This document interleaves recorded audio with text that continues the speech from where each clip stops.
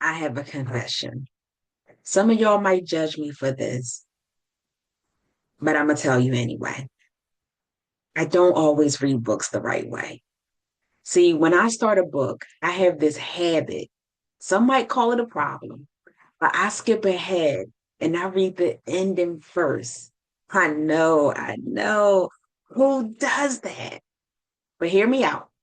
Did you know that speed readers use a trick where they skim the table of contents and the last paragraph of each chapter to get the main idea before diving into the book? I know that's a squirrel moment, but stay with me.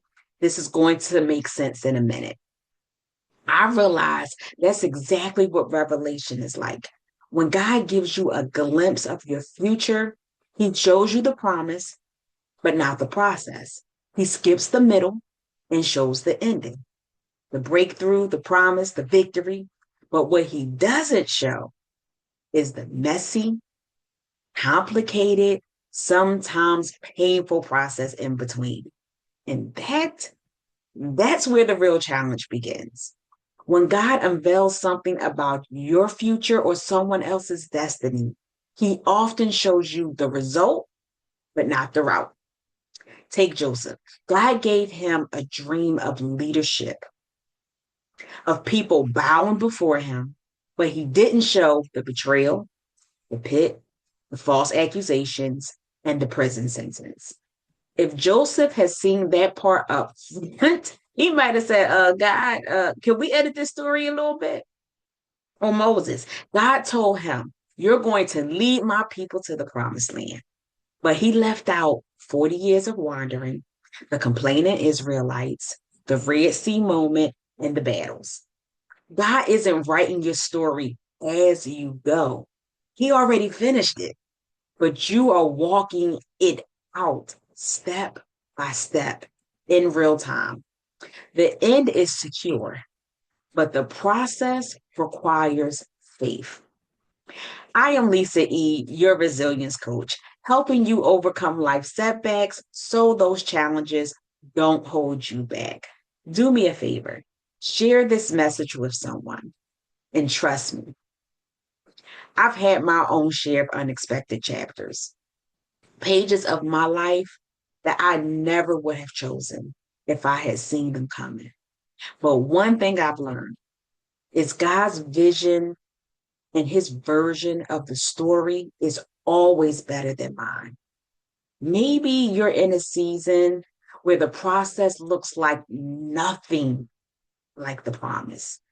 Maybe God gave you a revelation about your future and you were excited until life hit.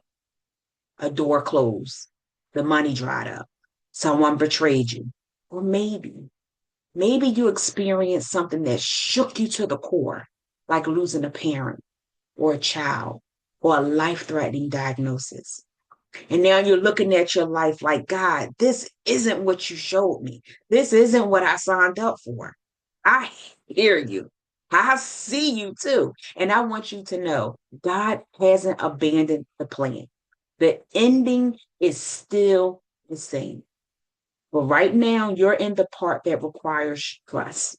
The middle is where faith is built, character is shaped, and endurance is formed.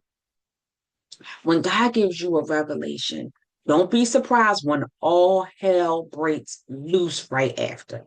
One of my mentors says, disruption always follows intention. And I'll add, disruption also follows revelation. Why? Because the enemy fights what's destined. But here, the chaos in the middle doesn't cancel the promise at the end. So if you're in a hard season and you're feeling stuck between the revelation and the reality, hold on. God's not making this up as he goes. He already established the end. Your job isn't to figure out every detail, but to trust the one who does. So has God ever given you a revelation that didn't match the process? Drop a comment below and let's talk about it. And if this message blessed you, hit the like button, subscribe, and share with someone who needs a reminder that God finishes what he starts. And don't just stop here. Keep watching, keep growing, and keep walking in purpose. Check out my other videos, and I'll see you the next time, Women of Valor.